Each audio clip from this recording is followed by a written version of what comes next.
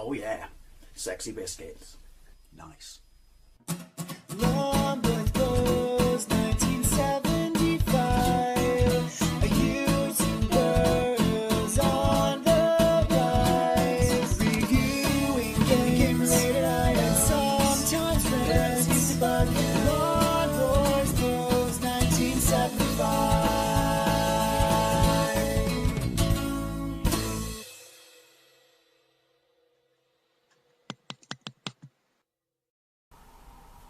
This is, oh, check this out. They actually wrote an intro song for their game. I'm sorry, but that is so 80s and that is so...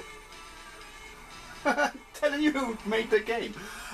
This is Starglider on the Amiga. This game is the stuff of legend from back in the day, and I'm pretty sure you are familiar with it. And originally released on the Amiga and the Atari ST. This is hacked, so I don't need to do that. It's got a very 8-bit feel to it, this version so far. I've had a very quick go just to work out what the controls are, or to find the controls. And I know this is 1986, so this is a very early Amiga game, but yeah. So this was released by Rainbird, but it was developed by Argonaut Software, who I believe, correct me if I'm wrong, had a big hand in Nintendo. Didn't they reverse engineer the NES or something and impressed them, and they ended up working on Star Fox or Starwing? Don't know, could be completely and utterly confused there. But yeah, this was developed by Jez San, and basically he was inspired by his love of the 1983 Star Wars arcade machine, aren't we all? And then this was ported or developed by a different company, Real Time Games, who are the people I believe did Star Strike and Star Strike 2, to the Amstrad CPC, ZX Spectrum, and IBM. I've got a gameplay of the ZX Spectrum version. There are two. There's 128K and there's a cut down 48K version, but it's actually quite impressive. I don't know if this came out on the Commodore 64. I could be wrong on that, but this was the third biggest selling game on for Commodore in 1986, so I'm assuming that means the Amiga. Anyway, the game takes place over the surface of the occupied planet Novenia, and it is your task to rid the world of the mechanized Egron invaders. There's a lot more to it than that, because this game came pre-packaged with a novella. Yeah, check out those apples. Also, if I'm correct, was this a game on Saturday Morning Kids TV? Another one of the games you could play if you called in with a touch tone phone or something like that. I want to say it was Get Fresh. Was Get Fresh the one with Gilbert the Alien, Gaz and his mighty mullet, and the Millennium Dustbin? Don't know, can't remember. Pretty sure it was, and I'm pretty sure they were the ones who played what was it? They played a bunch of games on the Atari ST. Xenon, that's it, Xenon. Anyway, you're not here to hear all that guff and garbage and shit like that.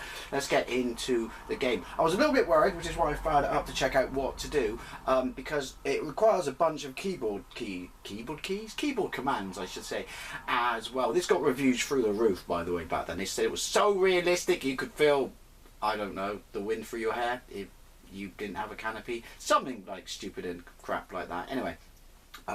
Select one hand mode, ooh, awkward. F, select fixed sight, yeah. Crosshair, auto center, off, sound, yeah. We want sound, off, speech, oh no, because you do get speech, but I want sound effects. The speech is fantastic. Minus, there we go. I don't know why, but I get Jason the World Warrior vibes from this. Anyway, yeah, so Spectrum version has speech as well. Well, the 128K version did. And then we go into D, define controls. Right, so bank rights, PO, but we do that on the pad anyway. Increase altitude, so that's Q up, A down. Key to accelerate, Z, X decelerate, key to fire, space, don't care, launch missile, M. And then you control the missile when you launch it. So, let's free the planet, whatever, from the egg rolls. Fire to start. There we go. Right. Look at that. Ooh. I'm going to keep my speed. Why does it sound like dolphins mating? Apologies for the background noise. I do live on the busiest road in the West Country, and space is a vacuum, so you shouldn't really be hearing anything.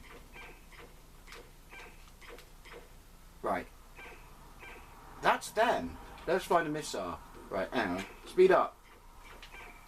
Which also fires. Slow down. Bottom right hand corner of my console. Dashboard. Cabinet. Don't know. Starglider is the thing that looks like a bird, isn't it? Now, it's quite limited by today's standards, but you got to remember, like 1986 and stuff like this only looked like, you know, existed in the arcades. It was quite cool. Missile. Whoa. Come on.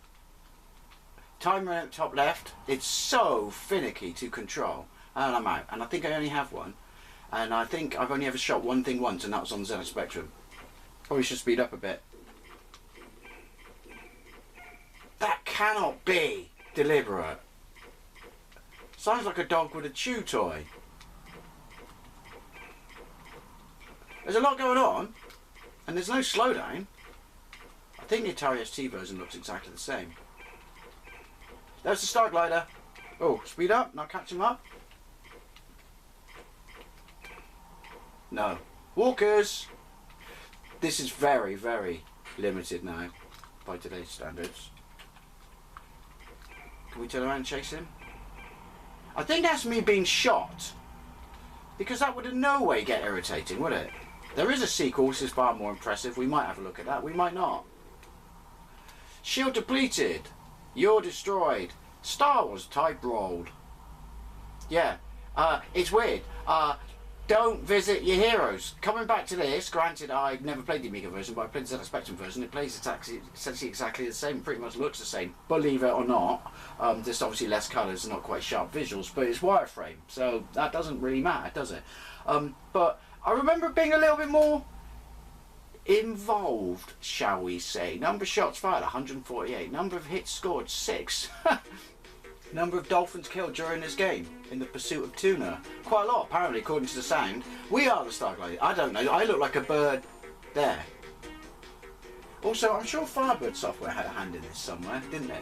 And also, the little bloke bottom left-hand corner is because it's Argonaut. I'm sure Argonaut were the guys who impressed Nintendo with that demo on the 3D demo on the Game Boy, and then reversed engineered to security on the NES, and then obviously got handed Star Fox. Don't know. I'm sure someone can correct me. Right, so you're going to hear a lot more background noise because I do live on the busiest road in the West Country. But I want you to hear speech. To be perfectly honest, the only speech you're going to hear is when I fire a missile, probably. Sound. There we go. Does exactly what it says on the tin. On. Off. Fire. X. See, why can you not have speech and sound at the same time? This is a friggin' 16-bit machine. It was supposed to be the future and make us all go, oh my god, video games look just like the stuff that's inside my head. It's like real life. I cannot distinguish between this and what's going outside my house. Oh, I'm sure I hit that. Also, why didn't she say missile? I'm sure she said missile last time I used this mode. Hey, speed up. I think once you lose them, they're gone. Was that a little bit of slowdown? I think the sequel is shaded, and to be honest, you would bloody well hope so. I mean, they shaded polygons, real time, the people who ported this to the 8-bits, on the ZX Spectrum Star Strike 2. I do like the fact that they fly in formation. I don't like the fact that I can't apparently catch these up. Or I only have one missile. This is rubbish without sound. But yeah, this isn't aged the best, has it? I remember this being like... I mean, Star Wars is on rails and stuff like that, the arcade game, but compared to this feels like you got a fucking open world. But like I said, particularly when we saw this on TV, and if you only under ZX Spectrum back then, I wasn't far off Master System time, to be fair. This would have blown you away. Top, bottom left-hand corner, the thing that's going rapidly red. Awkward. I'm assuming that's my energy or not? Was that the thing underneath the radar in the middle of the screen on my console dashboard, if you will, that's ultimately useless? Yeah, but I'd love to know your memories of this, because like I said, it was on TV, it was a big deal. I mean, they were the best advertising campaigns you could ever get for a game, weren't they? Even if the machine was unbelievably out of your price range, unless you were a spoiled little bastard, like many of the people I went to school with. So you just drooled over it. But like I said, this was ported to the Spectrum. I might revisit it and do it again. It's got a very, very admirable and competent port of this. But to be fair, now that we're playing this all these years later in 16-bit, it's not like there's much going on, is there? I mean, there's a lot going on the screen. Don't get me wrong. Okay. I'm out of lasers. I'm out of lasers. I'm out of missiles. Right. Do I have... How can I be out of lasers? What was he doing? Right. Some sort of kamikaze mode is in order to... Oh, docking! Press I for instructions. Danger. Avoid proximity mines at all times. Neutralize them. E to exit. Pyramid mine. Space to continue. Press E, right, diamond proximity mine. Danger. Use similar tactics as with pyramid mines. What? Don't fly into them. Walker. Okay, this is cool. I like this. This is a show-off mode, though, isn't it? This seems impervious to laser fire. They build missile launchers. All right. I want to say that Star Wars: Empire Strikes Back is better graphics than this. Well, the Amiga version, anyway. Because look, that Walker looks well. You know what I mean. Energy tower. Towers control the power to the underground monorail system. Yay! So we shoot that, we take out the fucking public transport sector, then everyone can't go to work. Much like socialist Britain right now, to be fair. Starglider drone. Yeah, I knew it. The bird-looking thing. That's cool. Mechanical birds are very dangerous. Attack with care. Attack it with what, though? Missile? Lasers, will they work? Armored transport vehicle. Egron battle tank. Egron neutron missile. Egg roll. Fried rice. Sauce. Skim fighter. Oh my god, it's from Voice of the Navigator. Right, so E. Docking instructions. Lasers and shields replenished. Aha! So I don't shoot those things. Bouncing from side up. I go into those things. And I say missiles replenished. 1. Missile. Right, I'm slowing down. I gotta hold my finger on M because every time I see the Starglider and I want to shoot it, I'm a sit and duck when I'm this slow. I lose it because I look at the keyboard. Why do you do that stupid twirly around thing? And where's my speech? And I shouldn't have... I'm pressing S. Does S? No, I shouldn't have turned the music off because, or the sound effects off because... Oh, was that slow down?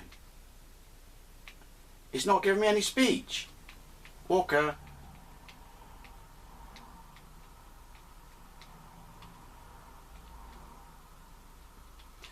It would appear that I've got the piss weakest lasers in the known galaxy. Right. Fire. It does love itself a bit, doesn't it, when it shows off and doesn't let you skip it. Thank you. Number shot. 12 items hit.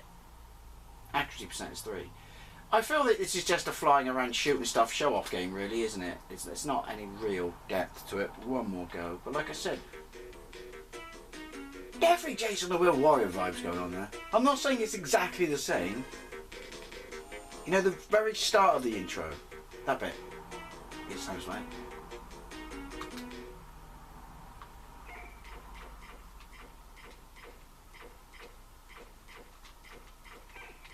Yeah, dolphin noises and me getting shot. I feel they could have worked on this a bit. Right. Oh, and he misses point blank. How? How? So yeah, it's just destroy as much shit as you can and then constantly when you see it dock to replenish shields. Is that it?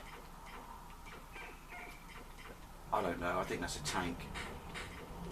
Yeah, that's a tank. The giveaway was, it hurt me. I've fallen and I can't get up.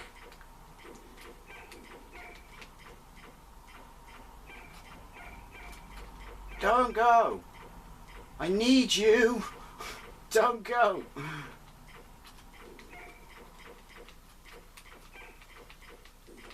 Oh, I am aware I'm appalling at this.